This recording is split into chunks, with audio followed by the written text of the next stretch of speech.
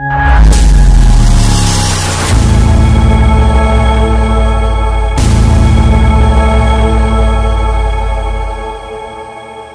बार हत्याकांड को लेकर वलसाड डांग के सांसद धवल पटेल ने दानह एसपी से की मुलाकात की। शुक्रवार को वलसाड डांग के सांसद धवल पटेल ने दानह के एसपी अमित शर्मा से मुलाकात कर पुष्पक बार में हुई हत्या के जांच पड़ताल की दिशा के बारे में चर्चा की। उन्होंने दानह एसपी से मांग करी कि इस मामले को फास्ट ट्रैक कोर्ट में चलाया जाए ताकि मृतक के परिजनों को जल्द से जल्द न्याय मिल सके। इसके अलावा धवल पटेल ने मृतक के परिवार को उचित मुआवजा मिलने की मांग भी रखी है। इस मौके पर सांसद धवल पटेल के साथ दानह धर्मपुर के विधायक अरविंद पटेल और अनेक नेता उपस्थित थे। एसपी से मिलने से पहले ये सभी जनप्रतिनिधि मृतक के घर भी गए थे, जहां उन्होंने परिजनों को आश्वासन दिया कि उन्हें उचित न्याय दिलाया जाएगा।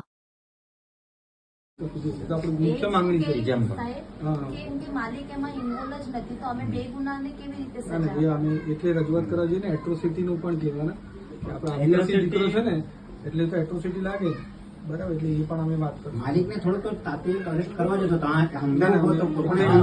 એટલે જ ખાસ અમે આજે અહીંયા જ નહીં ત્યાં પણ રજૂઆત કરવાનું અમારે એ જ એટલે એ જ મુખ્ય હેતુ હતો તે લોકો કોઈ પણ છટકે નહીં માલિક એરેસ્ટ કરશે ને સર દબાવ આવશે માલિક પર તો જ ન્યાય મળશે ને તો સજા મળે તે લોકો તમે ત્યાં છૂટી જશે કયા મને ત્રીજા ભણે છે કઈ નહીં સારું ભણવાનું હા હું બધા સાથે જ છું હા કાકા જ છે અમે હા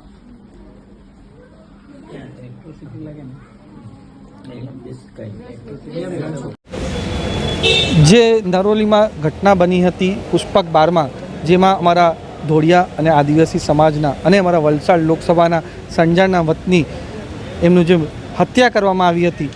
એ દિવસથી જ અમે અહીંયાના એસપી અમિત શર્માજી જોડે નોનસ્ટોપ ટચમાં હતા અને જલ્દીથી જલ્દી અરેસ્ટ જેટલા પણ આરોપીઓ થાય એ બધાને અરેસ્ટ થઈ જાય એના માટે અમે પૂરા એસપી સાથે કોન્ટેક્ટ કરીને હતા અને